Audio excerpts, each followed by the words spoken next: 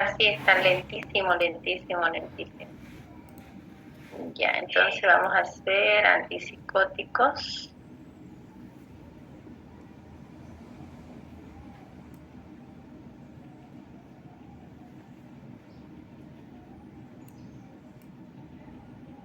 Bueno, ya hemos visto nosotros los síntomas y los tratamientos para la ansiedad y la depresión. Y yo les decía a ustedes que, bueno, esto no es que uno tiene que tener primero ansiedad para tener depresión o que uno tiene que tener ansiedad, depresión para tener síndromes psicóticos, ¿no? No, no es así, digamos, ¿no? Pero a veces la ansiedad que no es tratada y que no es, digamos, reversible ante una situación, por ejemplo, de momentánea, puede llevarnos a una depresión, ¿ya? Y bueno, y ya esto también, digamos, pacientes deprimidos pueden tener diferentes finales, como hemos visto, ¿no? Hasta pensamientos suicidas, como en el caso de la depresión, ¿ya?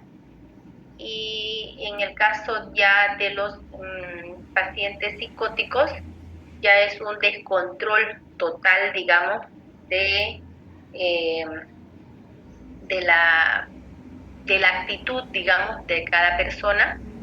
Y además también ya tienen trastornos delirantes, ¿no? Los pacientes psicóticos. También los pacientes psicóticos tienden a hacer auto dañarse, ¿no? Y expresan, digamos, en sus miradas rabia, dolor, ¿no? Y además también empiezan a escuchar voces, empiezan a ver diferentes actitudes, ¿no? El paciente psicótico es a veces agresivo, ¿no? Entonces ya es un trastorno que no se puede tratar ambulatoriamente. ¿Ya? Para tratar a un paciente psicótico ya sí o sí se necesita la parte clínica, se necesita internar al paciente y hacer un seguimiento farmacoterapéutico bien minucioso y, y bien controlado, ¿no? Y observado además. ¿Ya? Entonces, eh, esto también es llamado, estos pacientes psicóticos, como esquizofrenia. Estos se caracterizan porque presentan distorsiones fundamentales y típicas en la percepción del pensamiento y las emociones. Tenemos esquizofrenia positivas y negativas. En el caso de la esquizofrenia positiva, estos presentan una sintomatología expresiva con pensamientos delirantes, alucinaciones, desorganización del lenguaje, de la conducta. A veces hablan, a veces ni se le entiende, o hablan solos, ¿no? El funcionamiento social suele ser aceptable, responden relativamente bien a la medicación antipsicótica. Entonces, a pesar de tener todos estos síntomas, la esquizofrenia positiva o los psicóticos positivos responden favorablemente al tratamiento farmacoterapéutico. En cambio, los síntomas de esquizofrenia, eh, los síntomas negativos, representan más bien una pérdida o disminución de las funciones normales.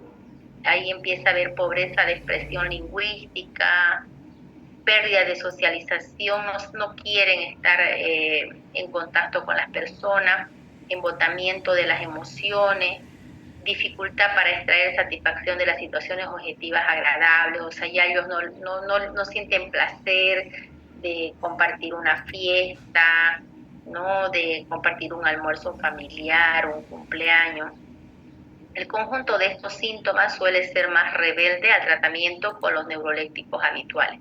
O sea que cuando tenemos una esquizofrenia con síntomas positivos, la terapia farmacológica va a ser más llevadera y más fácil el control. En cambio, cuando ya hay síntomas negativos en la esquizofrenia, ya es un poco más complicado, pero igual se hace el tratamiento y el seguimiento farmacoterapéutico. ¿Cuáles son los medicamentos que vamos a utilizar en este tipo de pacientes?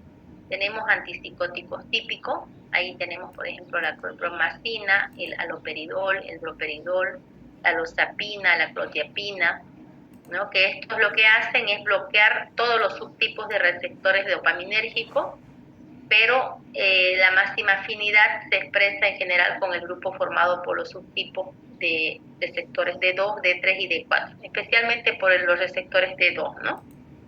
Entonces, los antipsicóticos típicos, clorpromazina, haloperidol, droperidol, losapina y clozapina.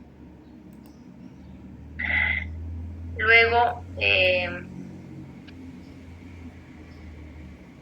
perdón.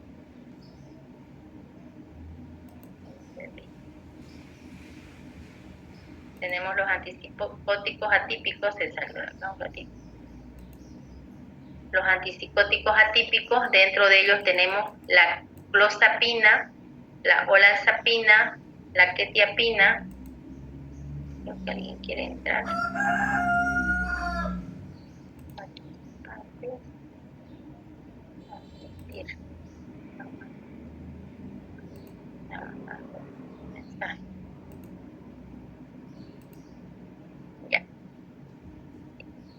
En los antipsicóticos atípicos, entonces, clozapina, olanzapina, quetiapina, metiapina, risperidona, sulpirida y tiaprida, ¿no? Estos también hacen un bloqueo en sus mecanismos de acción de receptores D2, ¿no? Mayor selectividad por sistemas dopaminérgicos. Siguen queriendo entrar.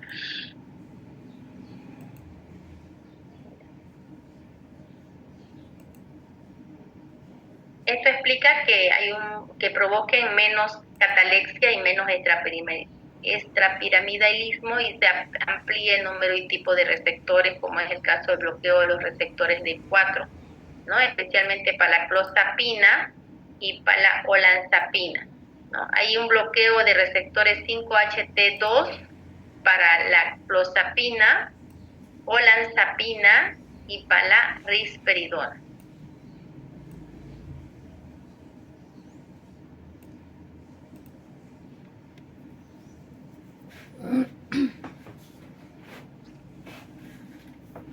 Entonces, en general, todos van a ser bloqueo de los receptores dopaminérgicos D2, ¿no? Los efectos pueden empezar a aparecer, o sea, la acción terapéutica de estos fármacos no empieza inmediatamente de administrar los medicamentos. Estos se van a ver reflejados después de una semana hasta 10 días, ¿no?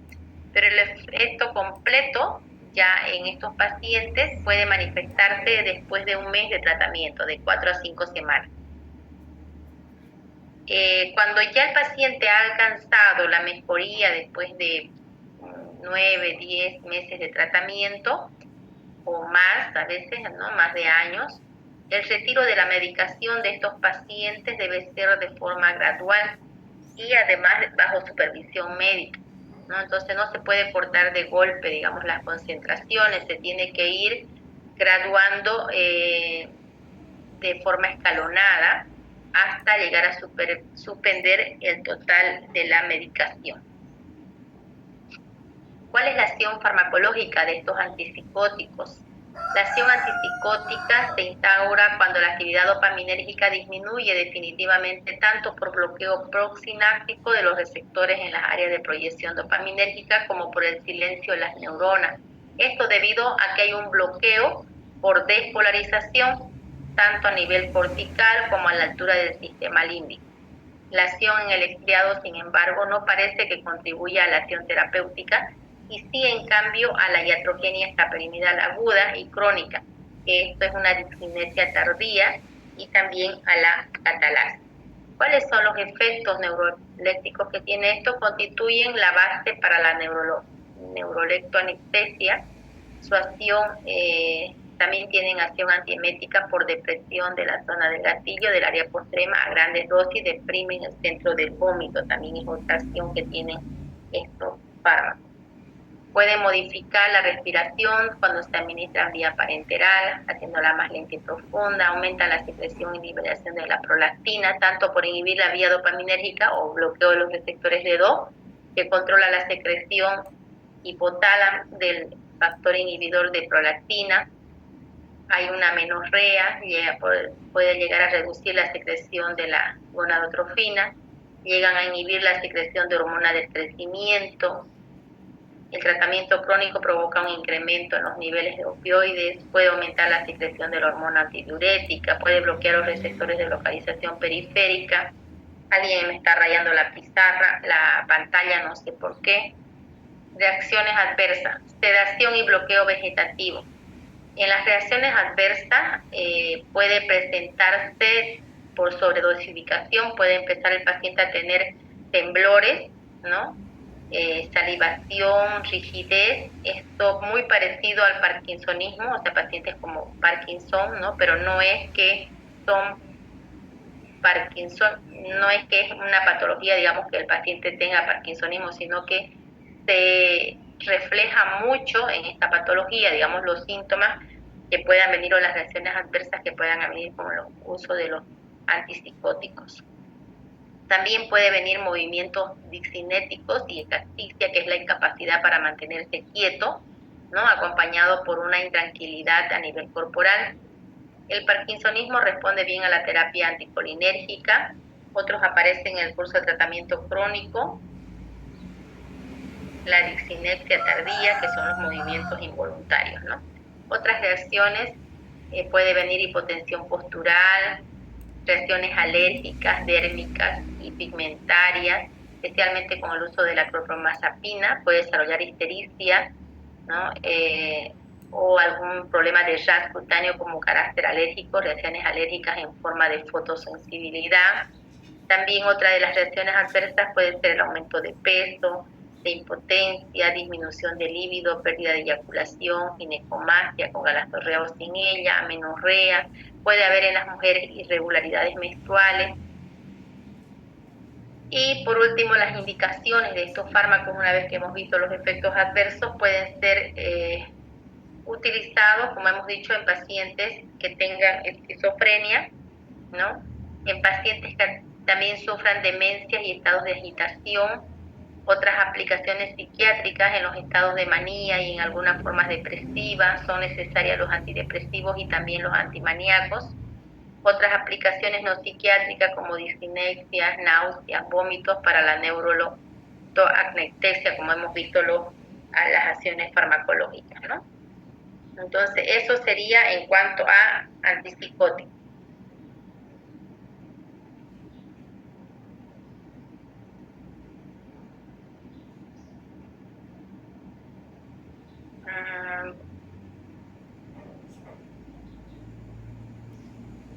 ¿Quién estaba rayando la pizarra? ¿Se puede ver quién rayó la pizarra? A ver, ustedes que son más machos para esta tecnología.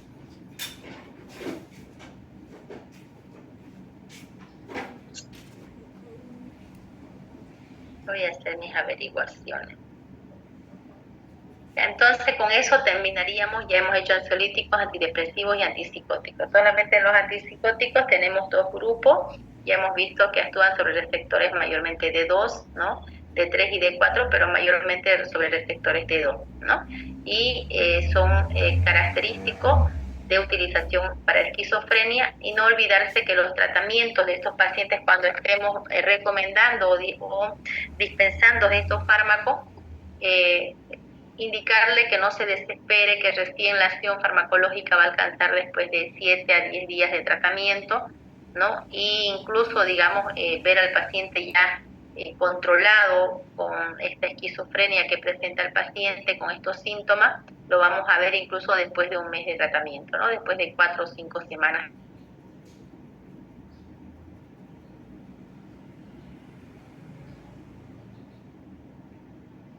El paciente no se vaya a desesperar, ¿no? En el momento de que ya está medicado. ¿Ya? Ahora vamos a entrar entonces a lo que es anestésicos.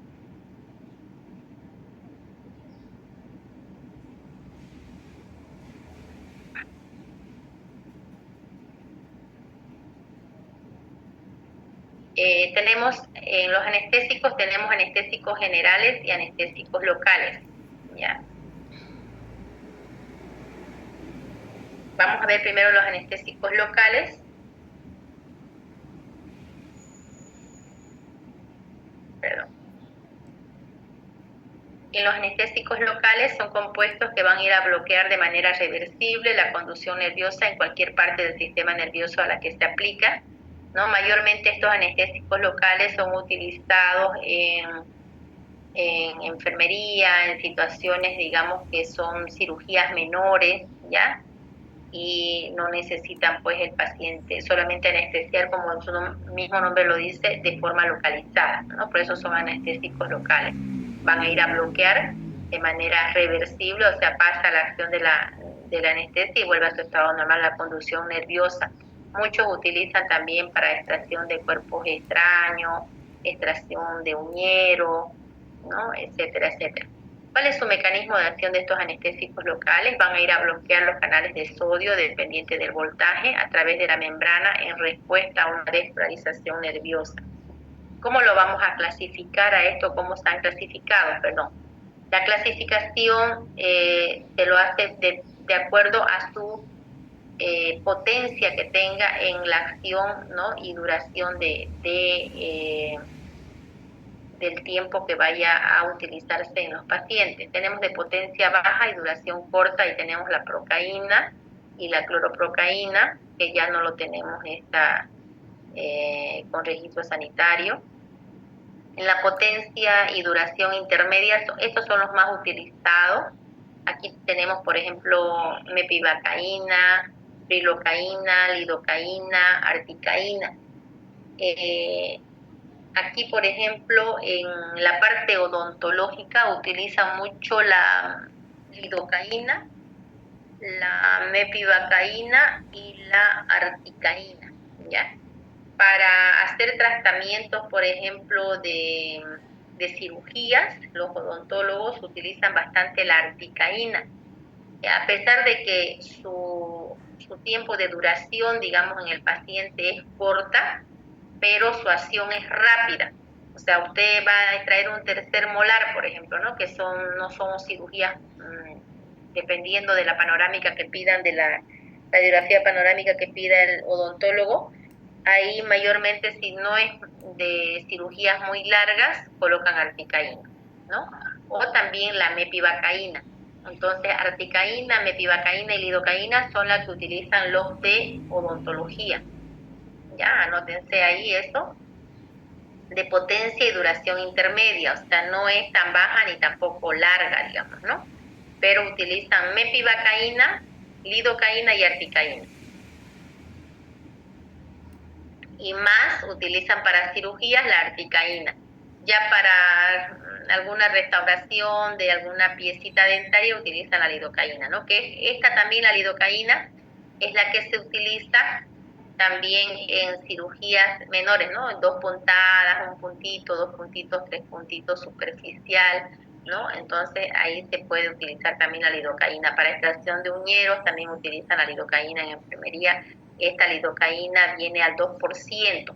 No es la misma lidocaína que se utiliza para colocar las ampollitas que a veces se utilizan en enfermería, ¿no ves? ¿Al cuánto por ciento es la lidocaína que utilizan en enfermería para las ampollas? ¿Quién me dice?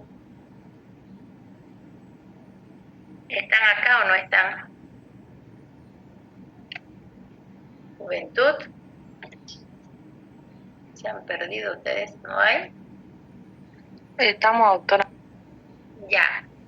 La que se utiliza en enfermería para colocar las ampollitas, que a veces le dicen, no, póngame con anestesia, le dicen, ¿no ves? Esta es al 1%, mayormente esta vienen en ampollitas de 5 y de 10 ml, ya esa es al 1%, pero las que se utilizan en enfermería para sutura o extracción de cuerpo extraño, ya es la lidocaína al 2%, ya que vienen en frascos viales de 20 ml, de 30 ml y hasta 50 ml, ¿no? Dependiendo del laboratorio que los vaya a traer, ¿ya? Ahora, para odontología, ¿cuáles le dije que era?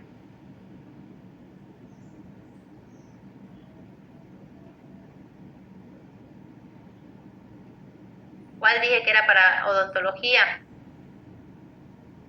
lidocaína, articaína, metilacaína.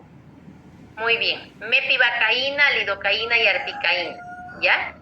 Estas tienen su duración, su acción más potente, la articaína que la lidocaína, según la experiencia que tienen los odontólogos. La articaína agarra más rápido que una lidocaína incluso, ¿ya? Pero la duración, digamos, no es larga, ¿no? Ni tampoco es corta, digamos, ¿no? A veces se utiliza también procaína también, pero mayormente articaína, lidocaína y mepivacaína. Acción anestésica. Un anestésico local, ¿qué es lo que hace? Solo adormece una pequeña parte del cuerpo. Por eso les decía, por ejemplo, no sé si alguna vez han sacado un muñero. Entonces, ¿qué hacen? En las terminaciones nerviosas colocan, digamos, con una agüita de insulina, pone, digamos, la anestesia. La acción anestésica se aprecia sobre cualquier membrana excitable, es decir, los anestésicos locales pueden actuar en cualquier punto de una neurona dendrita, guasón o terminaciones sinápticas y terminación receptora en la membrana muscular y en el miocardio. Por si acaso, cuando se pone la anestesia, no se, digamos, vamos a hacer de cuenta que me van a colocar me van a extraer un uñero. Entonces, no es que voy a poner la anestesia ahí donde está el uñero, sino en la terminación nerviosa, ¿no? O sea, a un lado, ¿no? Más al fondo. ¿Ya? Probablemente este es el tipo de anestesia que se realiza que se realizará si se le realizan una intervención quirúrgica en una clínica o en un consultorio médico o consultorio odontológico. Con la anestesia local la persona puede estar despierta, ¿no? Pocas veces queda, digamos, dormida, pero puede inducir al sueño, pero mayormente la persona está despierta, ¿ya?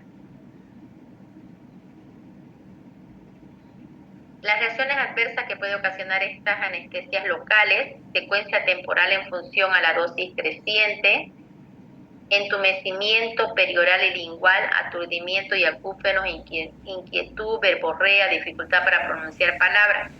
¿Qué hay que tener cuidado en esto? Por ejemplo, tengo referencia de muchas situaciones, digamos, especialmente en la parte odontológica, que a veces van y se extraen un diente, pero el odontólogo pregunta, ¿no ha bebido estas últimas 24 horas?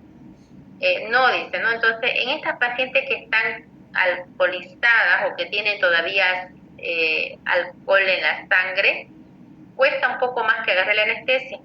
Entonces, ellos, los odontólogos, tienen una dosis techo para utilizar, pero han habido casos que incluso utilizando dentro de la ventana terapéutica la dosis, el paciente ha empezado a tener verborrea, ¿no? Que es dificultad para pronunciar palabras, ¿no? Empieza como a perderse, ¿no? Entonces es importante que el paciente sea sincero, ¿no? Y poder sacar la mejor forma posible de información en el paciente. También puede haber los nixtamos, ya que es cuando la reacción adversa ya es más pronunciada, movimientos involuntarios de los ojos de un lado a otro, de arriba hacia abajo, empiezan a mirar, empiezan a tener escalofríos, espasmos musculares, incluso el paciente puede llegar a convulsionar y a quedar en coma, ¿no? Finalmente puede venir una depresión generalizada a nivel del sistema nervioso central y llega el paciente a tener coma, paro respiratorio y a veces hasta llega a la muerte. Entonces hay que tener mucho cuidado con la anestesia, no es nomás agarrar al paciente y anestesiar. No sé si yo les comenté, yo tengo una sobrina a los 3 añitos, ¿no? Ella, sus padres son ingenieros agrónomos, ambos, entonces ellos trabajaban por el lado del Chaco, por el lado de Camiri y Yacuiba, ¿no? Entonces lo llevaban a la niña tenían 2 hijitos en ese tiempo, ahorita son 4 sus niños, entonces lo llevaban a sus hijos en sus camionetas, pues, ¿no? A los potreros que llaman, digamos, ¿no? Donde cultivaban y cosechaban, y ese día tenían que recoger grano, entonces ellos los llevaron a los niños, y los niños estuvieron en medio de la soya, estaban recolectando soya, y ya a los 2 días de esa actividad que hicieron los padres, la niña empezó a decir que le dolía el oído, que le dolía el oído, que le dolía el oído. Entonces ella lo llevó a su pediatra El pediatra le miró el oído con un instrumento especial, ¿no?, que tenía en el consultorio y le dijo, parece que tiene como un cuerpo extraño, digamos, ¿no? Bueno, no sabe si se ha metido alguna cosa, y ya ellos lo relacionaron con que se había metido tal vez una semilla de soya. Y resulta que él intentó, dice, meter la pinza y la niña gritó, entonces le dijo, la vamos a anestesiar, va a dormir un ratito, le vamos a poner una anestesia en vena. Le puso la vía, la anestesió ahí mismo en el consultorio y la niña no despertó. No despertó, tenía 3 añitos mi sobrina, la han traído a Santa Cruz, entró en coma, hizo un paro respiratorio, no murió, no murió. Los papás han tenido que vender casa, vender vehículos, todos se fueron a Brasil y Argentina, han estado en esos 2 países. La niña ahorita tiene 15 años, pero hasta ha ido recuperando, ¿no?, con muchas terapias. No ha recuperado el movimiento total, tiene que agarrar siempre agarrada con alguien, pero ya reconoce, ya habla, pero es la suerte de ella, ¿no?, que sus papás tienen un poco de recursos. Imagínense la gente que no tiene esos recursos, definitivamente quedan en estado vegetativo, y solo fue por la anestesia, ¿no? Por la anestesia y bueno, el médico nunca ha respondido tampoco por eso, porque realmente fue una mala praxis hacer eso en un consultorio, ¿no? Y así es, jóvenes, entonces hay que tener mucho cuidado cuando a ustedes les toque dispensar. Siempre es bueno ver hasta cuánto, digamos, ¿no? Porque muchos van a estar en clínicas, en hospitales, cuando ya sean profesionales. Otros son, otros son los signos de excitación, ¿no? Especialmente deben tratarse estos con tiopental o diazepam, ¿no?, ya para si hubiese esos síntomas. Los accidentes cardiovasculares pueden afectar también la presión arterial, la hipotensión, reacciones alérgicas de carácter dérmico, también puede venir chodo anafiláctico en los pacientes asmáticos. Las indicaciones: en la anestesia superficial de la piel y mucosa se emplean soluciones acuosas en las sales de tetracaína, lidocaína y cocaína. En la infiltración puede ser extravascular, intravenosa. El anestésico difunde al afectar las terminaciones nerviosas. En la modalidad extravascular es frecuente asociar especialmente adrenalina para prolongar la duración de la acción, pero la adrenalina está contraindicada, ¿no?, en la infiltración, por ejemplo, de manos, pies, dedos, para evitar isquemia, así como enfermedad coronaria cuando hay dificultades de irrigación sanguínea en el área afectada. El bloqueo nervioso y tronco nervioso consiste en la introducción de esta solución respectivamente en el espacio epidural y el espacio subaracnoideo, que se encarga de la distribución en el líquido cefalorraquídeo del canal raquídeo a nivel torácico, lumbar o caudal, que es la que utilizan especialmente cuando hay las cesáreas, digamos, ¿no?, o los partos sin dolor. Ahora, las anestesias generales, ya el objetivo es dejar a la persona completamente inconsciente, ¿no?, dormida, mantener en este estado durante la cirugía con pérdida de conciencia y de reactividad a estímulos dolorosos intensos. Esta diferencia de las anestesias locales es que el paciente ya se duerme, ¿no? Claro que tiene que ser reversible, termina la cirugía y bueno, tiene un tiempo y tiene que despertar el paciente. Por la existencia de un determinado fármaco en el cerebro puede producir una pérdida de conciencia, ¿no?, y reactividad de estímulos dolorosos. Su mecanismo de acción actúa potenciando de forma alostérica la acción inhibitoria del GABA. Su clasificación de estos anestésicos generales: tenemos aquí fentanilo, subfentanilo, tiopental, midazolam, ketamina, propofol. Los anestésicos inhalatorios, ahí tenemos alotano. Estos se tienen que manejar con mucho cuidado porque son volátiles, ¿no? En las farmacias hay que tener bastante cuidado al dosificar, ¿no?, porque a veces piden 20, 30 ml, 100 ml. Isoflorano, deflorano, ¿no?, que está ahorita en desuso. El metociflorano ya no se utiliza, ¿ya? Pero el alotano, el sulfurano se utiliza, y es esto lo que utilizaban a veces para dormir a la gente en los cines, en los buses, ¿no?, estos inhalatorios. Indicaciones en anestesias quirúrgicas, anestesias obstétricas, en exploraciones diagnósticas de pediatría de corta duración, en tratamiento sintomático de neuralgia, en antipiléptico. No sabemos al final en mi sobrina qué utilizó, puede ser que él ha utilizado una anestesia general, ¿no? Entonces, para explorar este supuesto grano de soya que tenía. Y ¿saben qué? Para terminar este caso, nunca tuvo ese grano de soya. Era una otitis que tenía la niña, o sea, no había un cuerpo extraño. Encima de eso más, ¿no?